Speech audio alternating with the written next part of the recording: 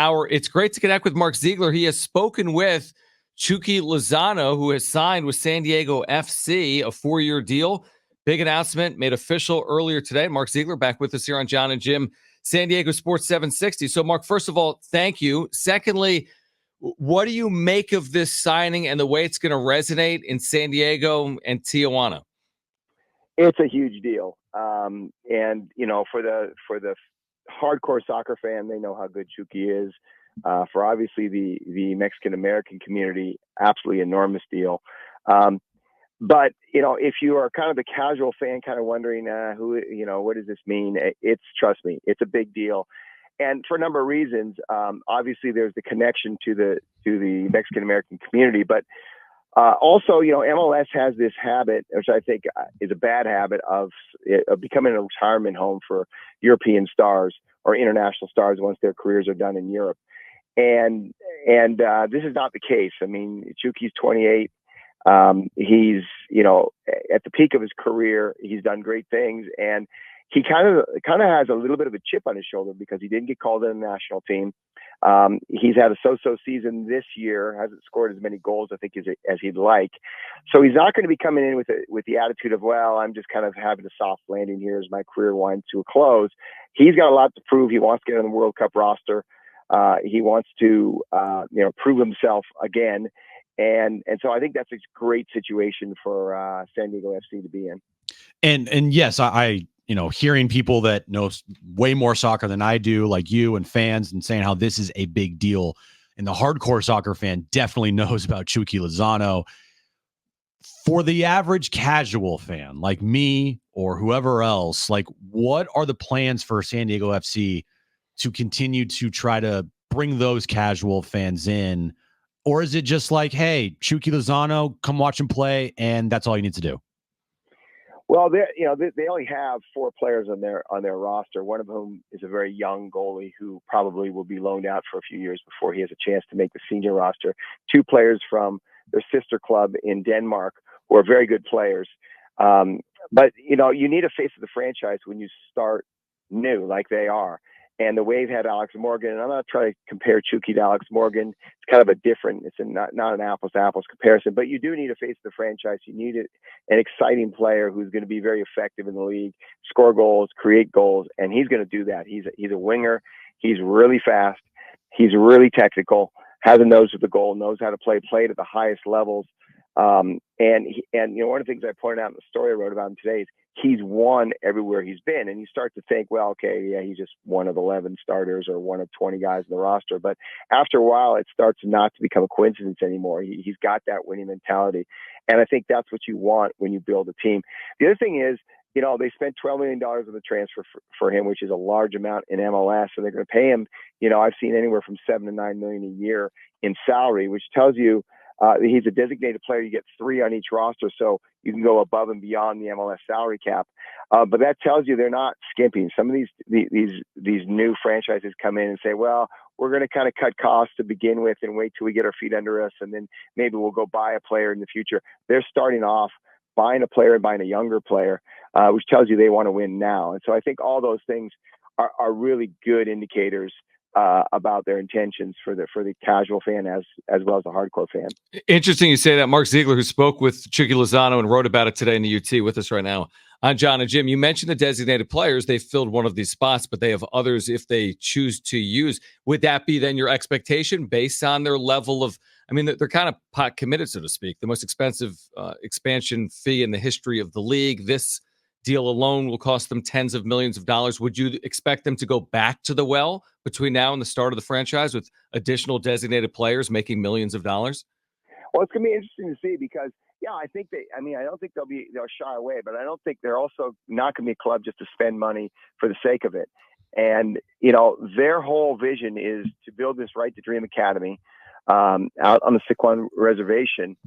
And just like they do with the sister club in Denmark, is bring kids up to the academy with the idea of them having to play for the senior team, even in their teens. I mean, you know, as young as 18, 19, but more likely in 20, 21, 22. FC Nordsjælland in Denmark is one of the youngest teams, has one of the youngest rosters in all of Europe. it's in the low 20s, and that's because they've made a commitment to playing younger players.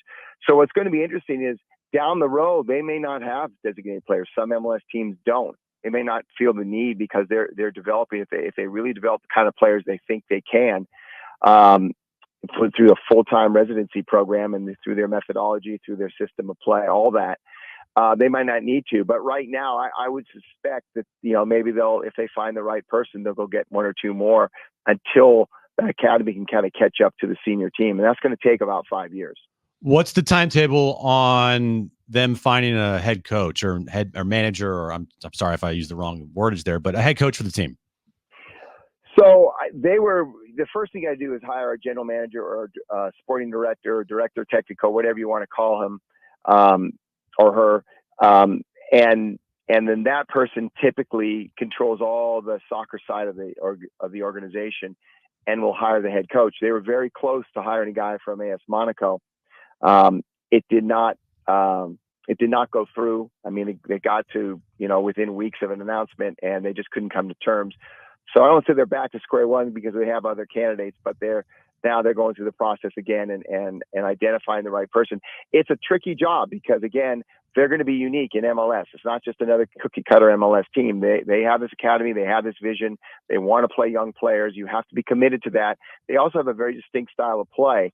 And so you're going to have to hire a coach who understands that style of play and will implement it through thick and thin. And so their whole idea is if you keep changing coaches every 18 months, the new coach comes with a new style of play, will want different players to fit that new style of play. And they don't want to have all that upheaval.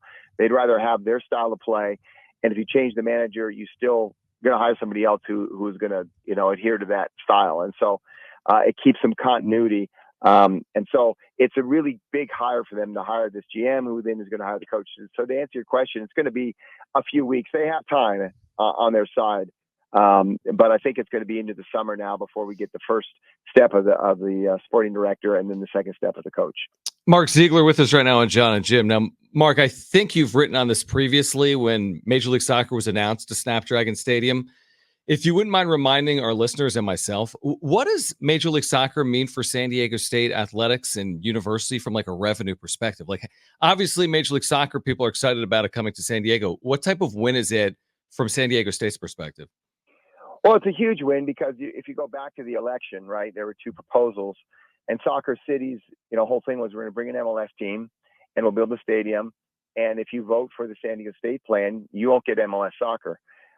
And San Diego State was, on the other hand, saying, look, we're building a stadium to MLS specs. If we build it, this market is so good, we will go find ownership and come. And so they had two differing opinions on what would happen. And so it's a validation for San Diego State that they have MLS because what they said would happen happened. They delivered on their promise. And it showed that they were, they spoke the truth. And so that's a big deal. But economically, look, when you build a stadium, they are not good investments. It's very hard to make your money back. And you have to get anchor tenants, and they got the wave. San Diego State football, yes, of course, but that's only 6 or 7 dates a year. You need a big time tenant, and they're not getting the NFL. And so the MLS is that tenant. And, that's 20 dates a year. It's a lot of exposure for the university, but also for the city as well. And so securing all that and also securing the ownership that they did that, like I said, is willing to spend money, not shying away from getting big names and big players. Because, soccer is not a money-making venture in this country by and large. It may be down the road, but for them not to be afraid to put that investment out there, all that is great from San Diego State's perspective, and it kind of completes the whole project for them. Do you think that San Diego FC in the next, 5+ years could really implant the flag here in San Diego and be as big as the Padres, or is that going to be like a tough ask? Well, I'm not sure MLS, maybe in a couple markets can approach that. It's very hard to break decades and decades and over a century of tradition and history in a sport. But MLS, you got to remember, it wasn't around, in the mid-90s. It didn't exist. And so for it to come as far as it has in such a relatively short period of time is pretty impressive. Now, the next question is trying to answer what you're asking, and that's, can you take that next step and sort of break into, at least in some markets, that big 3 or big 4. I don't know. I mean, I think they'll certainly have their place in the city. I'd rather be the Padres have 81 home games every year, and they darn near sell out Petco Park every game. That's going to be tough to match those kind of numbers. I think they'll definitely have to play. Again, San Diego is a really fickle market, a really weird market. Probably going to have to win.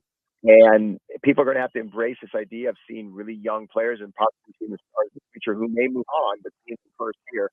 And if they embrace that idea, I think it's going to be a really exciting, fun team to watch. Back to STFC real quick, Mark. Do we have a timetable on a kit reveal? That's a good question. I have not seen anything. I suspect they'll probably, focus on the sporting director and get him or her in place, and then move forward with that. I suspect it'll be sometime over the summer, late summer, maybe.